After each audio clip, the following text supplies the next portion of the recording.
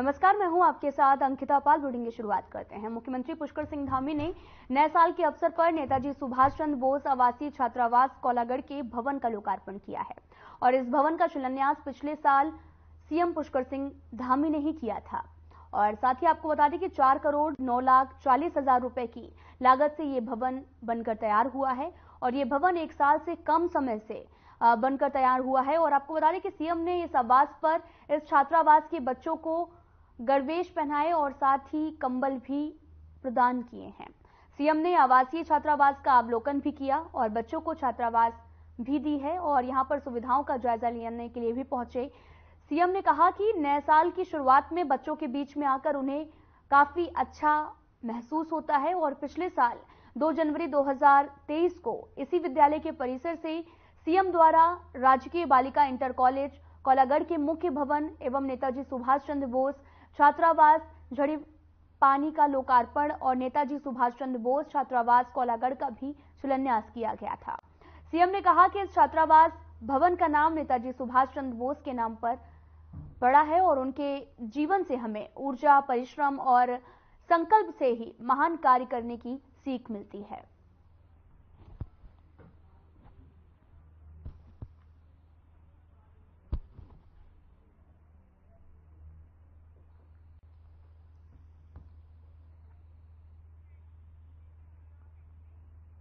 मूल निवास 1950 गैरसैंण राजधानी और भू कानून की मांग को लेकर उत्तराखंड क्रांति दल ने अल्मोड़ा में धरना प्रदर्शन किया है।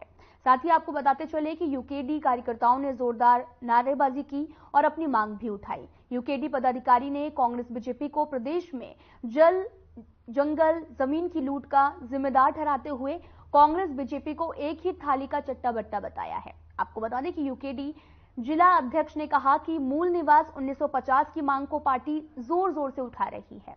बाहरी लोग स्थायी निवास प्रमाण पत्र बनवाकर उत्तराखंड में सरकारी नौकरी कर रहे हैं, जबकि पहाड़ का युवा बेरोजगार घूम रहा है।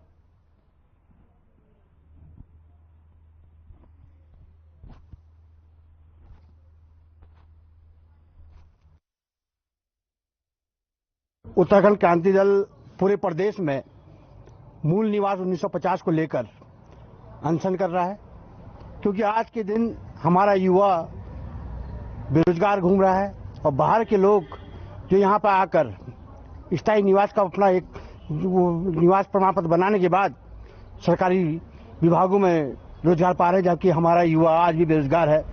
उत्तराखंड क्रांति दल ने उत्तराखंड राज्य की मांग को इसलिए किया था कि हमारा युवा रोजगार होगा, यहाँ हमारी जमीनें हमारे हाथ में होंगी, यहाँ का जल जंगल जमीन हमारे लोगों के हाथ में होंगी, वो यहाँ पर रोजगार पाएंगे। मगर आज की ये सरकार है, इनने इस तरीके से इस प्रदेश को लूट और खरोच का धंधा बना दिया है कि आज उत्तराखंड क्रांति दल पुनः इस भू कानून मूल निवास 1950 को लागू करने के लिए आज 1 तारीख को नव वर्ष के प्रथम दिवस इस कार्यक्रम को रख रहा है। पूरे प्रदेश के अंदर ये कार्यक्रम चल रहे हैं।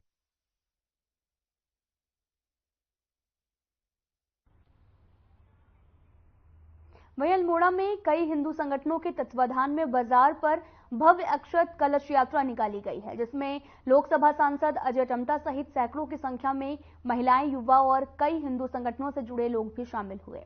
इसके साथ ही अयोध्या में भव्य श्री राम मंदिर बनने पर खुशी जताते हुए अल्मोड़ा के लोगों ने जय श्री राम के नारे भी लगाए, जिसकी गूंज से पूरा अल्मोड़ा झूम उठा है। और इस अवसर पर सांसद अजय टम्टा ने कहा कि प्रधानमंत्री नरेंद्र मोदी 22 जनवरी को अयोध्या में श्री राम मंदिर में भगवान की प्राण प्रतिष्ठा का शुभ कार्य करने जा रहे हैं और इसी को लेकर पूरे देश में उत्साह का माहौल भी बना हुआ है।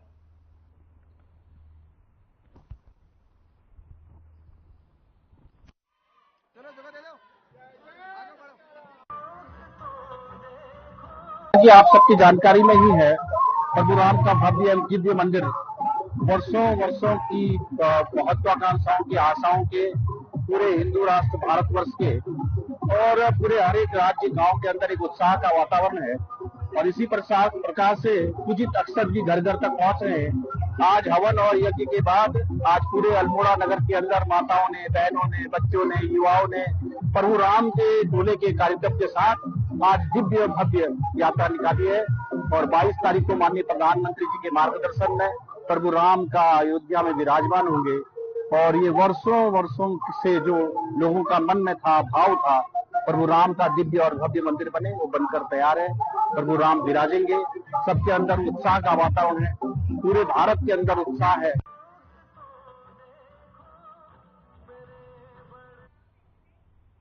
नगर निगम के कर अनुभाग की ओर से शहर में भवन पर आपको बता दें कि जमा करवाने के लिए शिविर लगाए जाएंगे और कर अधीक्षक धर्मेश ने भी बताया कि पहले चरण में शहर में जो 13 स्थान है वहां पर शिविर लगाने के लिए जिम्मेदारियां भी दे दी गई हैं। ये शिविर 4 जनवरी से शुरू होगा और 22 जनवरी तक आयोजित होंगे। शिविर में भवन करदाता अपना भवन पर जो है वो कैश चेक और साथ ही POS मशीन के माध्यम से जमा कर सकते हैं। शहर में भवन कर शिविरों के आयोजित होने से भी शहर के भवन करदाता विशेषकर सीनियर सिटीजन्स को अपना भवन कर जमा करवाने की सुविधा होगी।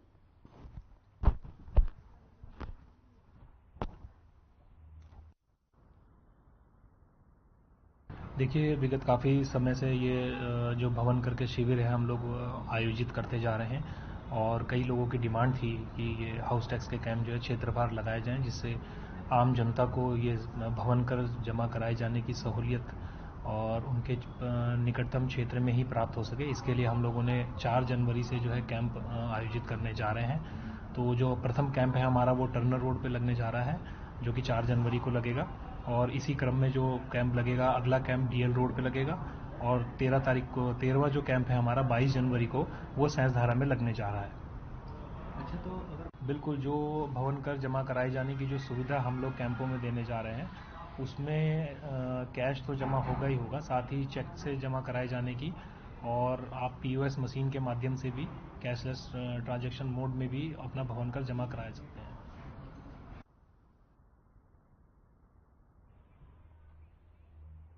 उत्तराखंड को पर्यटन के मानचित्र पर लाने के लिए उद्देश्य से ऋषिकेश में फोटो प्रदर्शनी का आयोजन किया गया है, जिसमें उत्तराखंड की खूबसूरती को कैमरे में कैद करने और इसे दुनिया के सामने लाने की अनूठी कोशिश भी की जा रही है। एक उत्तराखंड की प्राचीन विरासत और धरोहर अभी भी दुनिया के नजर से दूर है। अंतर्राष्ट्रीय टाइम्स मैगजीन के जाने माने फोटो जर्नलिस्ट और फोटोग्राफर राकेश सहाय की याद में एक फोटो एग्जीबिशन का भी आयोजन ऋषिकेश के त्रिवेणी संगम पर किया गया, जिसका शुभारंभ महिला आयोग के अध्यक्ष कुसुम कंडवाल एवं TDC के निर्देशक कार्मिक शैलेंद्र सिंह ने किया है।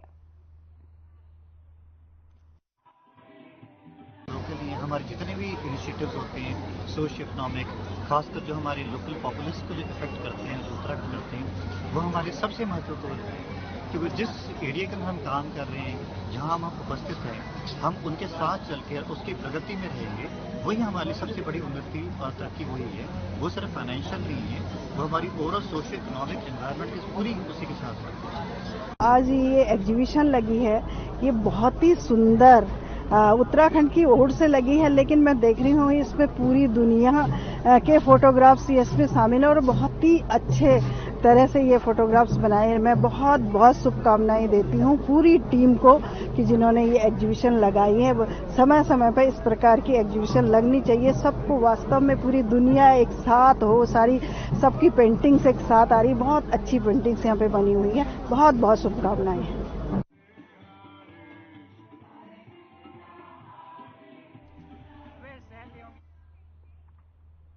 कदरपुर में साल के पहले दिन गुलरभोज डैम में हजारों की भीड़ हो रही है और साथ ही आपको बताते चले कि साल के पहले और दूसरे दिन लोगों ने गुलरभोज पर्यटन स्थल का लुत्फ भी उठाया और साथ ही हजारों की संख्या में यहां पर लोग भी नजर आए।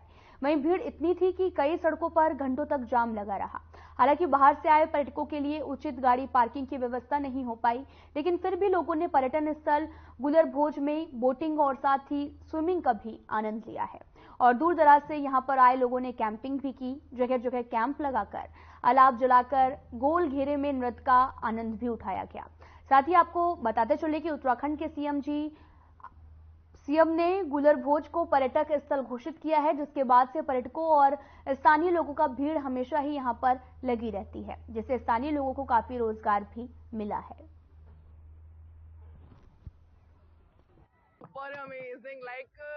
हम लोग ऐसे एडवेंचर्स करने के लिए गोवा जाते थे and now it's in our local it was super awesome. Thank you so much. मैं रामपुर से आई हूँ और मैं एक टीचर हूँ और बहुत ही अच्छा लगा पैरासेलिंग करके, बहुत ही मजा आया और बहुत ही फन और एडवेंचरस है। और मैं उत्तराखंड की गवर्नमेंट से कहना चाहूंगी कि थोड़ा सा इसको और मॉडिफाई करें तो ये बहुत ही अच्छा टूरिस्ट प्लेस बन सकता है। बहुत लोग और ज्यादा से ज्यादा एंजॉय करेंगे थोड़ा सा बैठने के लिए। और मुझे थोड़ी सी प्रॉब्लम लगी वो ये लगी कि यहाँ पर जो व्हीकल्स उनको खड़ा करने के लिए थोड़ा सा पार्किंग वगैरह की दिक्कत है, तो थोड़ा पार्किंग को और थोड़ा सा मतलब व्यवस्था बनाई जाए तो लोगों को आने में सुविधा होगी और लोग और ज्यादा से ज्यादा एंजॉय कर पाएंगे। क्योंकि हाँ, हम पहली बार आए हैं but it's a wonderful spot. Pauri जिले के चौबट्टा खाल विधानसभा के एकेश्वर ब्लॉक के जनता इंटर कॉलेज में पूर्व छात्रों का आपको बता दें कि पुनर्मिलन और विद्यालय का वार्षिक उत्सव जो है वो बड़े ही धूमधाम से मनाया गया। कार्यक्रम का शुभारंभ ब्लॉक प्रमुख नीरज पधारी और जिला पंचायत सदस्य कोटा सीमा सजवार द्वारा बतौर मुख्य अतिथि के रूप में किया गया है। और आपको बता दें कि इस मौके पर विद्यालय के छात्र छात्राओं द्वारा सांस्कृतिक और रंगारंग कार्यक्रमों की प्रस्तुति भी दी गई और इस अवसर पर विद्यालय के पुरातन छात्रों और सेवानिवृत्त अध्यापकों के साथ में विद्यालय की भूमि दान करने वाले लोगों और उनके परिजनों को भी सम्मानित किया गया। कार्यक्रम की अध्यक्षता महिपाल सिंह रावत द्वारा की गई है।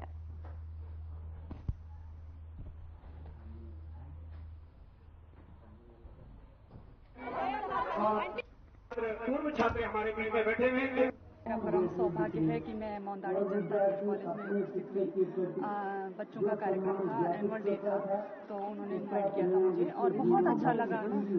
मुझे लग रहा है जो पूर्व में छात्र यहाँ से पास आउट हुए 1964 के, वो भी यहाँ पे उपस्थित थे। गुरुजन जो कि रिटायर हो गए वो भी यहाँ पे उपस्थित थे और बच्चों ने बहुत सुंदर रंगारंग प्रस्तुतियाँ जो दी हैं, बहुत सुंदर, बहुत अच्छा। मैं देख रही थी तो उन्होंने मुझे जो पुष्प गुच्छ जो दिया था वो हाथ से बना हुआ था, बहुत अच्छा लगा, बहुत सुंदर। कहीं ना कहीं मैं भगवान माया को बधाई देता हूँ कि आप पौड़ी से चल करके विकासखंड केश्वर के दूरस्थ क्षेत्र मौंदाड़ी में आए, तो मैं आपका विकासखंड केश्वर की तरफ से स्वागत करता हूँ।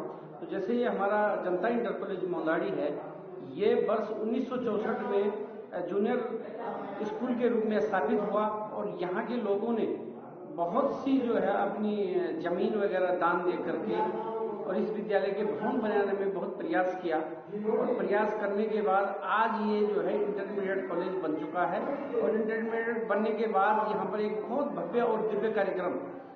प्रधानाचार्य परवीन सिंह, जनता इंटर कॉलेज मौंदाड़ी, कि आप इस ग्रामीण क्षेत्र में आए। तो हमारे इस कार्यक्रम का उद्देश्य ये है कि कल नया साल भी है, 2024 लगने वाला है, तो इसमें हमने पूर्व छात्र जो यहाँ से पढ़े हुए छात्र हैं उनको और जो सेवानिवृत्त हुए हैं गुरुजन, उन सभी को सम्मानित करने का हमने एक आयोजन, भव्य आयोजन किया है। सर, आजकल टेक्नोलॉजी का ज़माना है, बच्चे अधिकतर मोबाइल में लगे रहते हैं और पढ़ाई के क्षेत्र में भी पीछे हटते जा रहे हैं, तो हमने सांस्कृतिक प्रोग्राम के माध्यम से उनको अपनी संस्कृति के विषय में ज्ञात करवाया कि उनकी संस्कृति आखिर है क्या।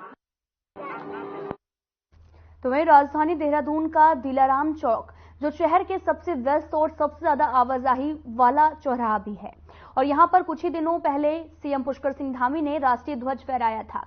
साथ ही आपको बताते चले कि दिलाराम चौक के समीप ही मुख्यमंत्री आवास और राज्यपाल का शासकीय निवास राजभवन है और जिसके निकट आपको बता दें कि रिहायशी इलाके के प्रवेश द्वार पर कूड़े का अंबार लगा हुआ है। वहीं जहां पर दिलाराम चौक सीएम धामी और राज्यपाल रिटायर्ड ले जनरल गुरप्रीत सिंह की आपको बता दें कि यहां पर लेफ्टिनेंट जनरल गुरप्रीत सिंह का आवाजाही का मुख्य स्थान है, जो इसके साथ ही मसूरी और धनौटी जाने के लिए भी जनता अक्सर इस चौराहे से गुजरती है।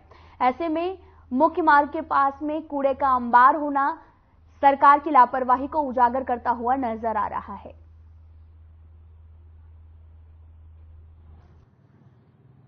देखिए बिंदु, आपके द्वारा भी मेरे संज्ञान में लाया गया है। मैं इस पर अभी निर्देश जारी कर देता हूं और मैं एक बार स्वयं भी जाकर उस पॉइंट को देख लेता हूं और वहां उस व्यवस्था को निश्चित रूप से सुधार देंगे। धामी जी ने झंडा फहराया और झंडे का क्या औचित्य, क्या महत्व है आज जैसे कूड़े का ढेर वहां पर लग रहे, निश्चित राजपुर रोड हमारे देहरादून का नहीं, उत्तराखंड की शालीनता का प्रतीक है। मसूरी तक जाता है, टूरिस्ट आता है, तो उन्हें राष्ट्रीय अंतर्राष्ट्रीय स्तर के वहां पर लोग आते जाते हैं, उससे एक गलत संदेश जा रहा है, उसको तो संभाल नहीं पा रहे। अब नगर निगम नियंत्रण में कहाँ है? पहले मेयर साहब थे, उन्होंने मजे लेके चले गए, और अब सरकार के अधीन है तो अधिकारी मौज करेंगे, क्योंकि नियंत्रण नहीं है सरकार का। जब ऊपर से मुख्यमंत्री स्तर से या सरकार से कोई निर्देश ही नहीं है जनता को, ब्यूरोक्रेट्स को, तो वो क्या करेगा? देखिए, कहावत थी कि 4 दिन की चांदनी और फिर अंधेरी रात, लेकिन अगर धामी सरकार को या देहरादून के हालातों को लें तो यहाँ 2 दिन की चांदनी भी नहीं होती और अंधेरी रात बहुत लंबी होती है, क्योंकि केवल इन्वेस्टर समिट जो 2 दिन के लिए हुआ, उस समय तो चाक चौबंद पूरे शहर को किया गया, लेकिन अब फिर स्थानीय लोगों को अपने हाल पर छोड़ दिया गया है। तुम क्लब कर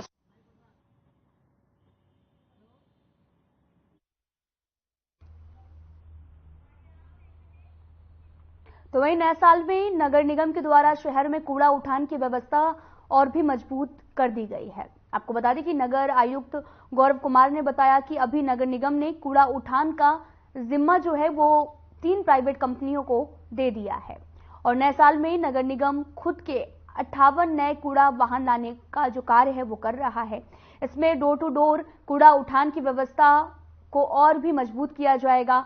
नगर निगम की सबसे बड़ी चुनौती खुद को देश के टॉप 10 स्वच्छ शहरों में शामिल करने की है। स्वच्छता सर्वेक्षण में आगे आए बिना देहरादून को स्वच्छ शहर के तौर पर स्थापित नहीं किया जा सकता है। वहीं दूसरी ओर बड़ी चुनौती शीशम बाड़ा में लगा कूड़े का प्लांट है। यहां पर 2,05,000 मीट्रिक टन से भी जो है ज्यादा अधिक कचरा एकत्र हो चुका है। इसका निस्तारण करना नगर निगम के लिए सिरदर्द बन गया है, और कई प्रयासों के बाद भी इसे निस्तारित जो है वो नहीं किया जा रहा है, और कार्यदायी कंपनियां भी इसे निस्तारित करने में सफल नहीं हुई हैं। ऐसे में नगर निगम के लिए नया साल नई उम्मीदें लेकर आएगा।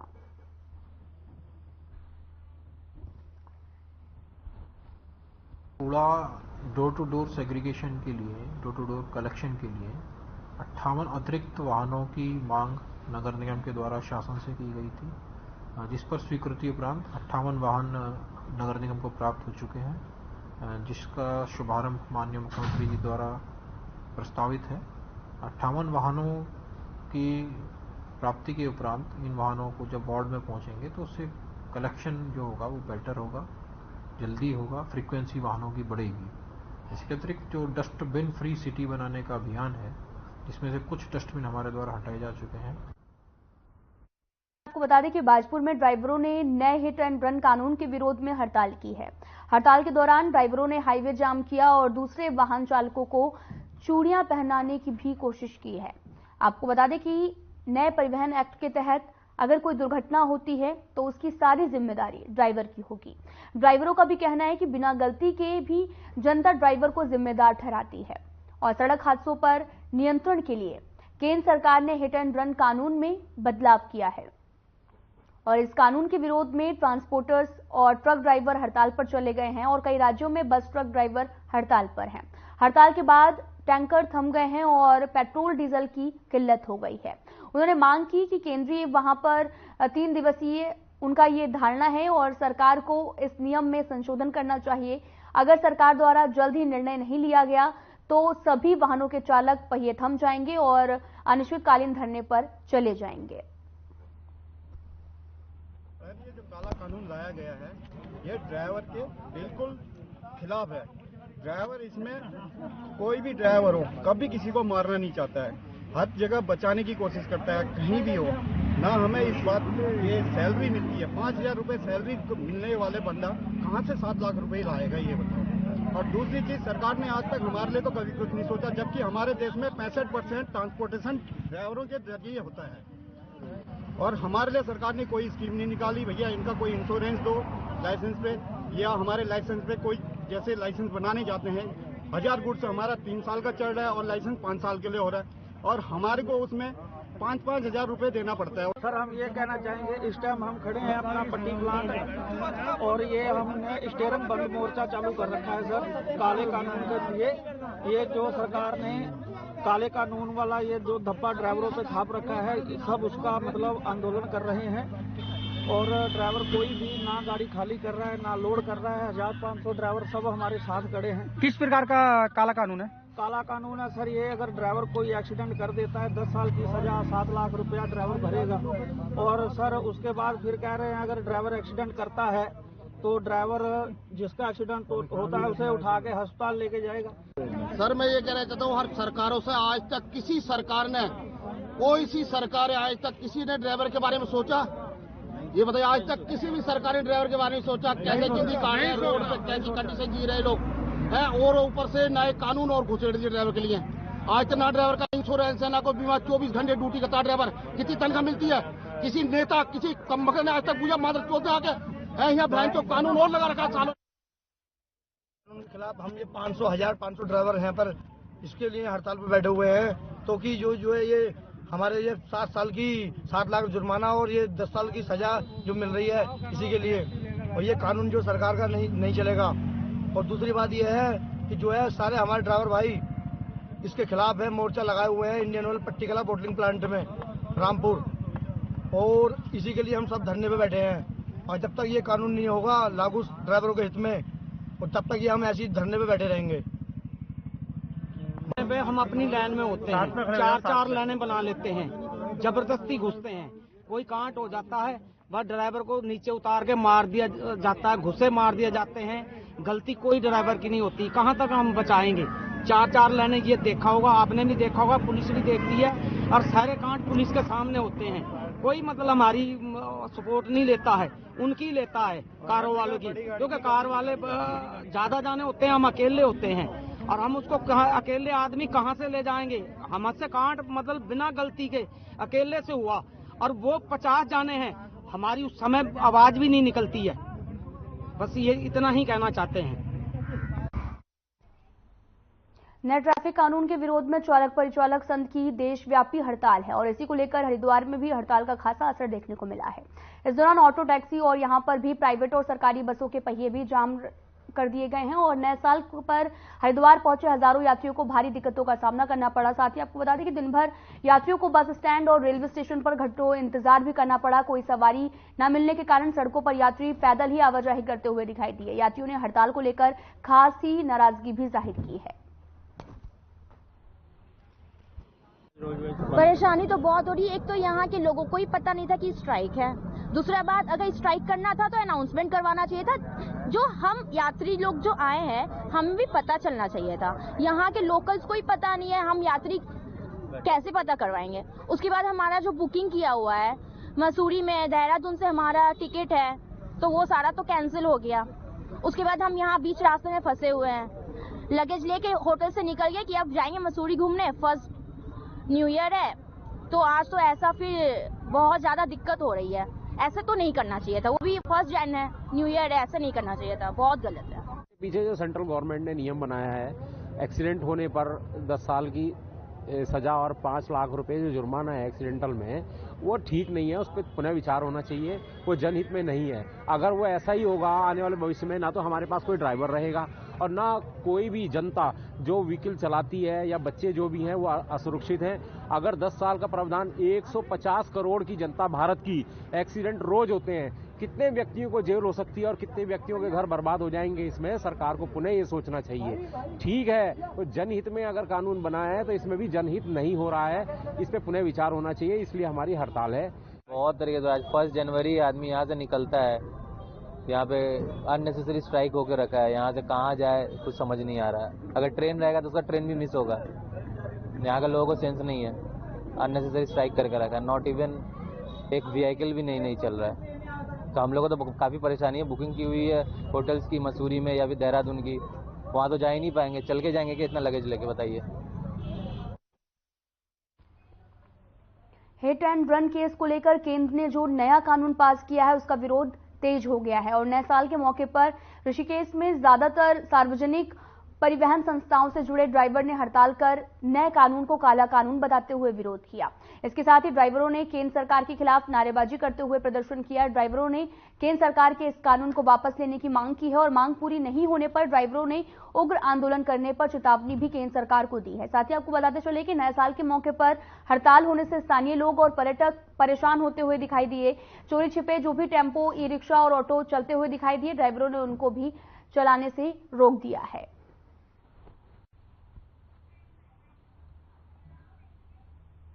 फिलहाल इस बुलेटिन में इतना ही। नमस्कार।